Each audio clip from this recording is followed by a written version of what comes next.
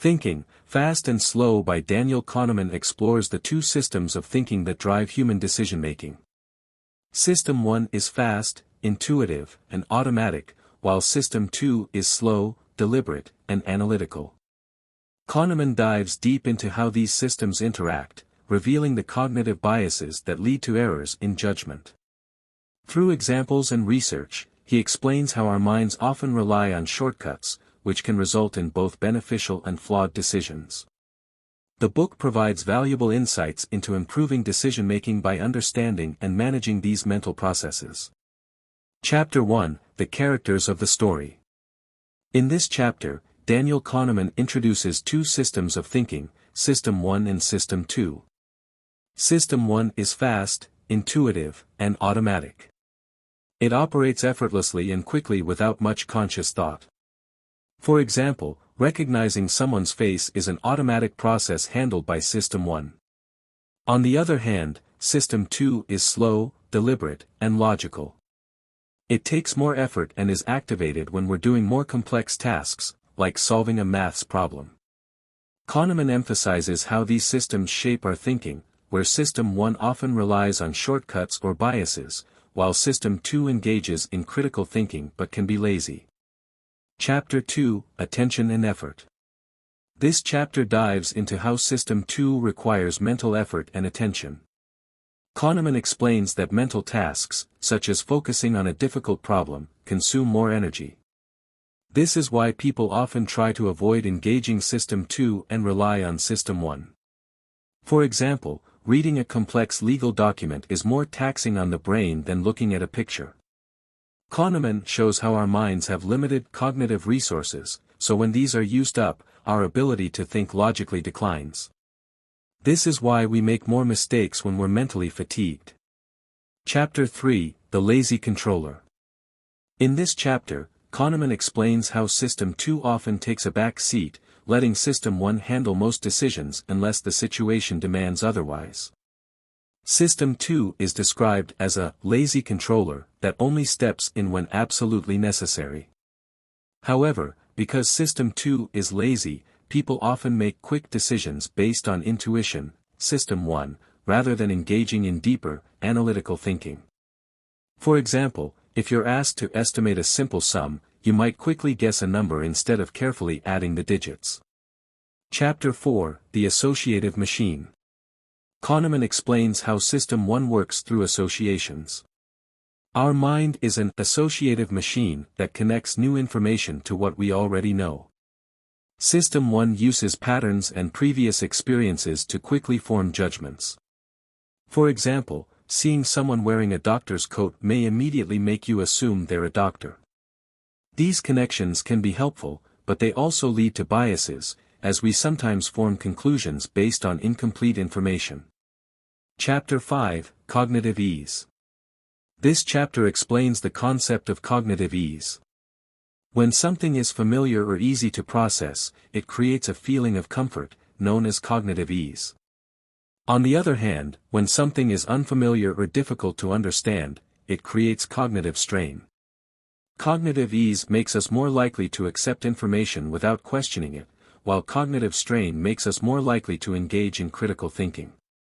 For example, if we read a statement in a bold, easy-to-read font, we are more likely to believe it's true, simply because it's easy to process. Chapter 6: Norms, Surprises, and Causes. Kahneman describes how System 1 establishes norms based on what we expect from the world around us. When something unexpected happens, it surprises System 1 and often triggers System 2 to figure out the cause. For example, if you usually see your friend at a specific time each day and one day they don't show up, System 1 will recognize the abnormality, and System 2 will try to reason why it happened. This chapter shows how our minds automatically create stories to make sense of unexpected events. Chapter 7: A Machine for Jumping to Conclusions. In this chapter, Kahneman explains how System 1 often jumps to conclusions without all the facts. This jumping to conclusions behavior is a result of our brain's need to make quick decisions. While it can be useful, it often leads to errors. For example, if we hear a loud noise in the night, our System 1 might immediately assume it's an intruder, even if it's just the wind. System 1 doesn't wait for all the evidence before making a judgment, which can cause us to make mistakes based on incomplete information. Chapter 8: How Judgments Happen. This chapter explains how our minds quickly evaluate situations through judgments. System 1 uses heuristics, or mental shortcuts, to make fast judgments. These heuristics save time and energy but often lead to biases. For instance, when judging how likely something is to happen, people often rely on the availability heuristic, which means we base our judgment on how easily we can recall similar events. If a plane crash recently occurred, we might overestimate the chances of another one happening soon, even though the actual probability is low. Chapter 9: Answering an Easier Question. Kahneman explains how when faced with a complex question, System 1 often substitutes it with an easier one. This substitution happens automatically without our awareness. For example, if someone asks, "How happy are you with your life?" you might subconsciously replace it with, "How happy am I right now?" based on your current mood. This makes the question easier to answer but can lead to inaccurate or biased responses. Chapter 10: The Law of Small Numbers. This chapter discusses how people often draw conclusions from small amounts of data, which can lead to incorrect assumptions. Kahneman explains that small samples are more likely to show extreme outcomes, while larger samples tend to be more reliable. For example, if a small school has higher test scores than a larger one, people might assume the small school is better, even though the results could just be due to the small sample size. System 1 is more likely to fall for this bias, while System 2 needs to step in to analyze the data correctly. Chapter 11: Anchors. In this chapter, Kahneman explains the concept of anchoring. Anchoring happens when people rely too heavily on the first piece of information they encounter when making decisions. This anchor affects their judgment. For example, if you are asked whether the population of Turkey is higher or lower than 50 million and then asked to guess the actual population, your answer will likely be close to the initial anchor of 50 million, even if it's far from the truth. Anchors can distort our thinking, leading us to make decisions based on arbitrary starting points. Chapter 12: The Science of Availability. Kahneman delves into the availability heuristic, which is our tendency to judge the likelihood of events based on how easily examples come to mind. This shortcut often causes us to overestimate the probability of dramatic or recent events. For example, after watching news coverage of a natural disaster, people may believe such disasters are more common than they actually are. System 1 uses the most available memories or images, often distorting reality. Chapter 13: Availability, Emotion, and Risk. In this chapter, Kahneman explains how emotions influence our judgments about risk. When we hear emotional stories or experience strong emotions, we tend to overestimate risks. For example, hearing a heart-wrenching story about a shark attack may make us more afraid of swimming in the ocean, even though shark attacks are extremely rare. Emotions often override logic, making us think that rare events are more likely than they actually are. Chapter 14: Tom W.'s Specialty. Kahneman explores the concept of representativeness, which is when we judge the probability of an event based on how similar it is to a stereotype or prior belief. For example, if you hear that Tom W. is an introverted and detail-oriented person, you might guess that he is a librarian rather than a salesperson, based on stereotypes of these professions. However, this can lead to mistakes, as we ignore base rates, or the actual statistical likelihood of something happening, and rely on our biased judgments. Chapter 15: Linda, Less is More. This chapter highlights a common error in judgment called the conjunction fallacy. Kahneman describes an experiment where people are asked whether Linda, a hypothetical character, is more likely to be a bank teller or a feminist bank teller. Most people choose the latter, even though it is logically less probable. This happens because the detailed description of Linda as a feminist fits with our stereotype, making us believe it's more likely, even though adding details decreases the overall probability of the statement. Chapter 16: Causes trump statistics. In this chapter, Kahneman discusses how people tend to favor causal explanations over statistical ones, even when statistics provide more accurate information. When given both statistical data and a causal story, people are more likely to trust the story. For example, if you are told that a specific diet led someone to lose a lot of weight, you might believe that it will work for you as well, even though statistically, diets often fail. This bias makes us ignore the numbers in favor of personal anecdotes or causal reasoning, even when it's less reliable. Chapter 17, Regression to the Mean. Kahneman explains the concept of regression to the mean, which is when extreme performances are followed by more average outcomes.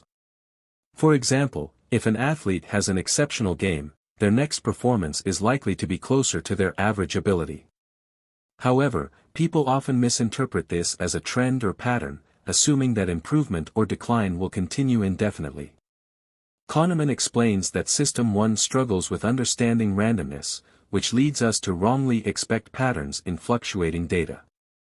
Chapter 18, Taming Intuitive Predictions. In this chapter, Kahneman explains how our intuitive predictions are often overconfident and based on limited information. To make better predictions, Kahneman suggests using a disciplined approach that involves considering base rates and adjusting for regression to the mean. For instance, when predicting the success of a new business, people often rely on their gut feeling or initial impressions, but a more accurate prediction would involve looking at statistical data on the success rates of similar businesses and adjusting accordingly. Chapter 19, The Illusion of Understanding. Kahneman discusses how people often believe they understand the world better than they actually do. We create narratives about events and make sense of them after they happen, but this hindsight bias leads us to think we could have predicted them all along. For example, after a stock market crash, people might say, "I knew this was going to happen," even though they had no real way of predicting it. The illusion of understanding gives us false confidence in our ability to foresee future events, leading to poor decision-making. Chapter 20, The Illusion of Validity. This chapter focuses on the illusion of validity, where people believe in the accuracy of their judgments even when they lack real evidence. For instance, stock market experts often make predictions about which stocks will rise or fall, but Kahneman shows that these predictions are often no better than chance. Yet, the experts believe strongly in their own forecasts because of overconfidence and the illusion of skill. Kahneman emphasizes that our confidence in our predictions is often misplaced, and we should be more skeptical of our ability to foresee outcomes. Chapter 21, Intuitions versus Formulas. Kahneman contrasts intuitive judgments with statistical formulas, showing that formulas are often more accurate than human intuition. For example, simple algorithms that consider a few key factors, like age and medical history, are better at predicting heart attacks than doctors relying on intuition alone. Kahneman suggests that while intuition has its place, especially in familiar situations, statistical models are generally more reliable in predicting outcomes, especially in complex situations where human biases often cloud judgment. Chapter 22, Expert Intuition, When Can We Trust It? This chapter explores when expert intuition can be trusted and when it should be questioned. Kahneman explains that expert intuition works well in environments that are predictable and where experts receive regular feedback on their decisions. For example, a firefighter with years of experience may develop reliable intuitive skills in recognizing dangerous situations. However, in unpredictable environments, like stock trading, expert intuition is less reliable because the feedback is inconsistent and the outcomes are often influenced by random factors. Chapter 23, The Outside View. Kahneman introduces the concept of the outside view, which involves looking at the big picture and using data from similar situations to make better decisions. He contrasts this with the inside view, where people focus on the specifics of the case at hand and rely on their intuition. For example, when planning a project, the inside view might lead you to underestimate the time it will take, while the outside view, which considers how long similar projects took, gives a more accurate estimate. The outside view helps counteract overconfidence and optimism bias. Chapter 24, The Engine of Capitalism. This chapter discusses the role of optimism in economic growth. Kahneman explains that optimism is both a strength and a weakness. Entrepreneurs tend to be overly optimistic, believing their ventures will succeed even when the odds are against them. This optimism drives innovation and economic growth, but it also leads to failures and bankruptcies. While optimism can lead to progress, Kahneman warns that it can also blind people to risks and lead them to make poor decisions based on unrealistic expectations. Chapter 25, Rare Events. Kahneman examines how people perceive rare events and why they often overestimate the likelihood of such events. For example, after a terrorist attack or a plane crash, people tend to overestimate the chances of these events happening again, even though they remain statistically rare. This happens because of the availability heuristic, where vivid images or memories of rare events make them seem more likely. Kahneman also discusses how insurance companies use this bias to sell policies, as people are more willing to pay for protection against rare but emotionally charged events. Chapter 26, Risk Policies. In this chapter, Kahneman discusses how people handle risks inconsistently, especially when making decisions under uncertainty. He argues that most people don't have consistent risk policies, meaning they may take big risks in some situations while being overly cautious in others. For example, someone might gamble a large sum of money at a casino but refuse to invest in the stock market because it feels too risky, even though the long-term risks are lower in the stock market. Kahneman suggests that people should adopt a more rational and consistent approach to risk. Chapter 27, Keeping Score. Kahneman explains how people mentally keep score of their gains and losses, which affects their decisions.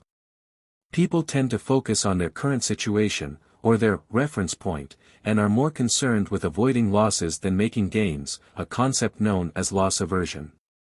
For example, if you invest in a stock that loses value, you might refuse to sell it in hopes of breaking even though it might be better to cut your losses and invest elsewhere. This mental accounting often leads to irrational decision-making. Chapter 28, Reversals. In this chapter, Kahneman explores how the framing of choices can lead to reversals in preferences. For example, if a treatment for a disease has a 90% survival rate, people are more likely to choose it than if they are told it has a 10% mortality rate, even though the two statements describe the same situation. This framing effect shows how the way information is presented can change our decisions, even if the underlying facts remain the same. Kahneman explains that System 1 is easily influenced by how options are framed, while System 2 needs to intervene to recognize the equivalence. Chapter 29, Bad Events. This chapter discusses how people weigh bad events more heavily than good ones, a phenomenon known as negativity bias. For example, losing $100 feels worse than gaining $100 feels good. This bias leads people to be more risk-averse, focusing more on potential losses than potential gains. Kahneman explains that this negativity bias is rooted in evolution, where avoiding danger was more important for survival than seeking rewards. However, in modern life, this bias often leads to overly cautious decisions that can limit opportunities for success. Chapter 30, Rare Events. Kahneman revisits the idea that people overestimate the probability of rare events, especially when those events are emotionally charged. For example, people may be more afraid of a plane crash than a car accident, even though the latter is statistically much more likely. This chapter explores how media coverage and personal experiences amplify the availability heuristic, leading to distorted perceptions of risk. Kahneman suggests that to make better decisions, we should rely more on statistical probabilities than on emotional responses to rare but memorable events. Conclusion. Kahneman wraps up the book by emphasizing how the two systems of thinking, System 1, fast, intuitive, and System 2, slow, deliberate, interact to shape our decisions. He stresses that while System 1 is essential for navigating everyday life, it often leads to biases and errors in judgment. System 2, though slower and more effortful, can help correct these errors if we learn to engage it more frequently.